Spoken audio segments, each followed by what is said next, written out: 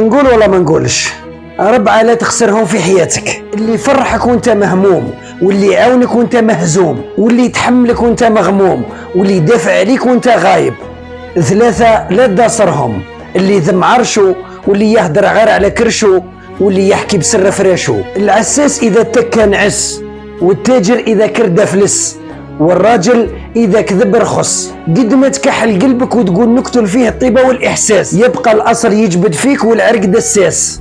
وقد ما تقول ندير واش داروا فيا عرة الجناس، ترجع وتقلبها لربي وتقول صاي وخلاص. المهم العيب يمشي وتبقى مركيه في وجوه الناس. ينعلبوا الفقر اللي خلى الرجال تبكي الحجر، ينعلبوا الميزيريه اللي خلات حلاوه الدنيا طعمها مر، وينعلبوا الشقا اللي خلى نورنا يطفى من الصغر. كلامي ما هو جهل ما هو كفر، لخاطر ما يعرف قيمه كلامي غير اللي يجرب هذا القهر. الجيعان كيطلب الخبزه فمو ضحكوا عليه، كيسرقها به يسكت جوعه كامل راحوا شكاو بيه. والراجل اللي طلق مرته وما خلصش النفقه المحاكم تجرجر فيه. والشخص اللي رمى والديه في دار العجزه ما كانش اللي عاقب فيه. خلاصه القول: الحق راه مريض وربي شافيه، والعدل راه مسجون مؤبد وربي يفرج عليه.